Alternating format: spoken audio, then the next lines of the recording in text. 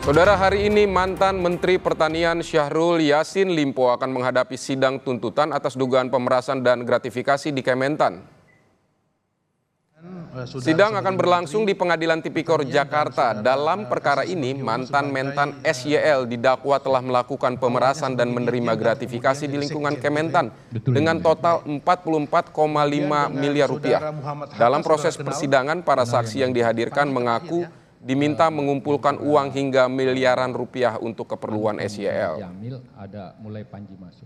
Saudara, informasi selengkapnya soal sidang tuntutan ex-Mentan Syahrul Yassin Limpo ini kita akan tanyakan langsung kepada jurnalis Kompas TV Masni Rahmawati di Pengadilan Tipikor Jakarta.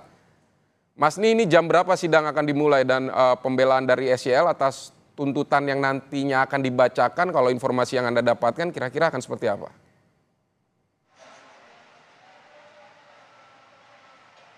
Iya, untuk sidang tuntutan terhadap mantan Menteri Pertanian Syahrul Yassin Limpo ini akan dimulai sekitar pukul 1:30 waktu Indonesia Barat. Namun untuk sidang kali ini, sidang tuntutan ini tidak hanya terhadap mantan Menteri Pertanian saja, namun juga dua terdakwa lainnya, yaitu Sekjen Kementerian Nonaktif Kasdi Subagio dan juga ex-Dirut Alat dan Mesin Pertanian Kementan Muhammad Hatta, di mana ketiganya ini diadili dalam berkas yang terpisah seperti itu. Jika kita berbicara mengenai pembelaan yang disampaikan oleh Syahrul Yassin Limpo atau mantan Menteri Pertanian ini di beberapa persidangan sebelumnya, di mana saat persidangan pemeriksaan saksi dan juga dirinya sebagai saksi mahkota ini melemparkan pembelaan-pembelaan seperti itu. Pada sidang terakhir, yaitu sebagai saksi mahkota, SYL ini mengakui kesalahannya dan menyesal serta menerima hukuman yang akan dijatuhkan kepada dirinya, namun meminta jaksa untuk meringankan hukuman tersebut. Dan juga dari SYL ini meminta jaksa untuk tidak hanya fokus pada uang yang diterimanya sebesar 44,5 miliar rupiah ini, namun juga melihat kontribusinya sebagai Menteri Pertanian, yang dimana dia menyebutkan bahwa berkontribusi terhadap negara. SYL juga meminta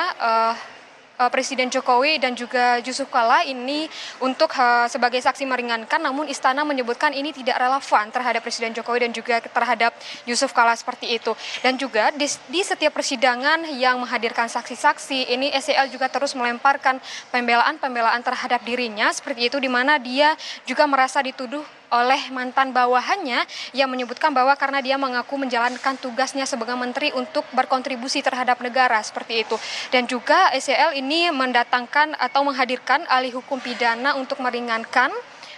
tuntutan terhadap dirinya dan juga dakwaan terhadap dirinya seperti itu, dan menyebutkan bahwa dari saksi meringankan yang dihadirkan ini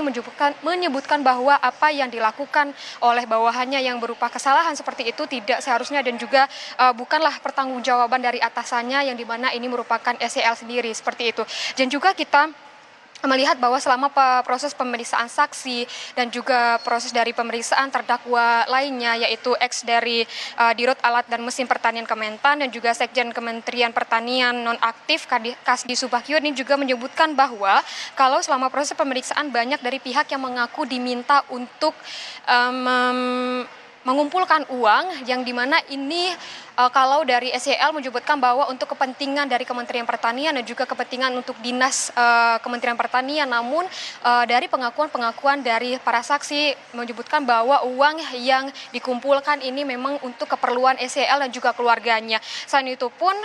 para saksi ini juga mengaku bahwa kerap dihubungi, dan jika tidak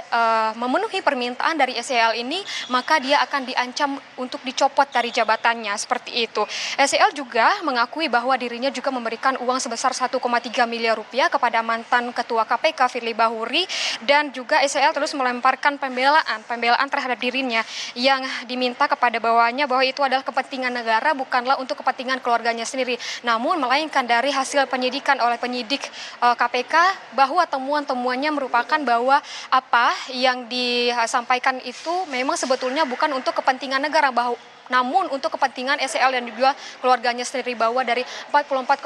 miliar rupiah yang diterimanya ini itu dapat dirincikan untuk tiket perjalanan keluarga SEL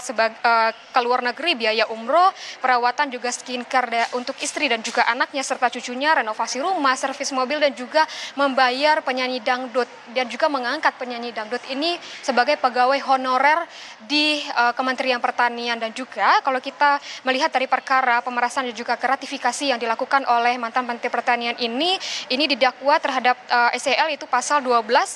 huruf E dan juga F, jungto pasal 18 Undang-Undang Pemberantasan Korupsi, jungto pasal 55 KUHP, jungto pasal 66 KUHP dengan ancaman hukuman pidana penjara ini maksimal 20 tahun dan juga denda sebesar 1 miliar rupiah. Vidi.